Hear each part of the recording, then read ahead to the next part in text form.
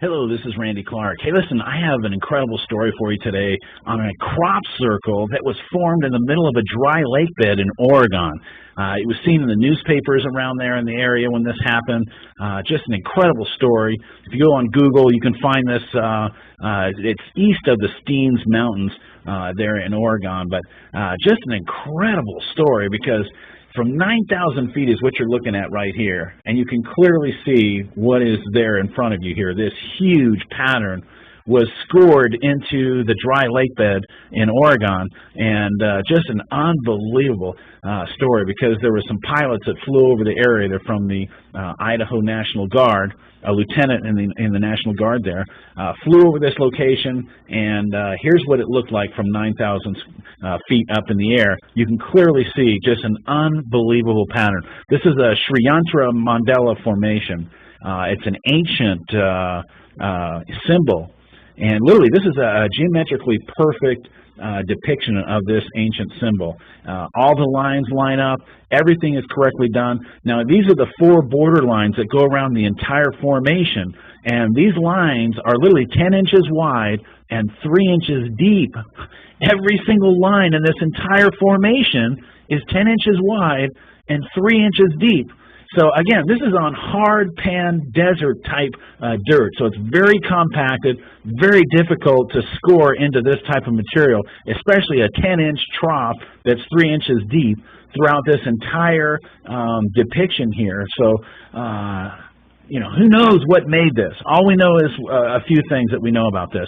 Number one, there was no cars in this area. There's no tire marks into this area. It's in a very remote location, so it's out kind of in the middle of the nowhere, and all of a sudden here you find this incredibly huge looking crop circle looking type of image in the middle of the desert.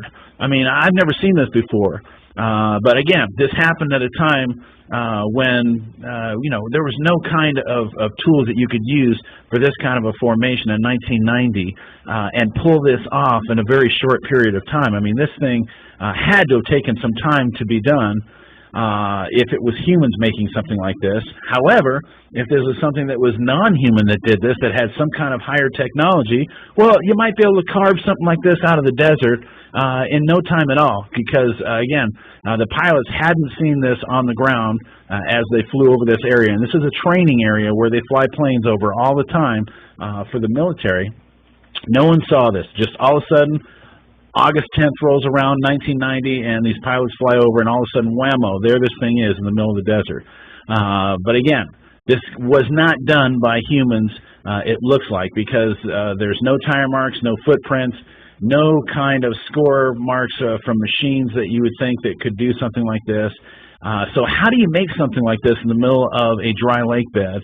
And again, this is 13.3 miles long.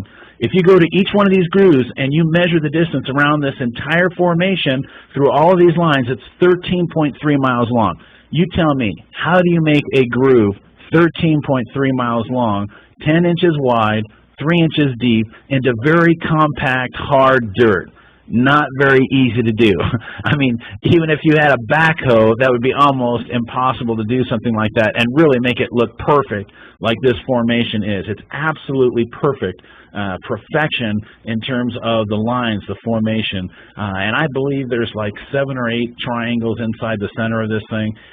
So it's just an incredible formation, again, in the middle of a dry lake bed. So don't know who did it, but obviously someone was very talented who made this. More than likely it came from somewhere else. But hope you guys like this video. If you like, give me a thumbs up.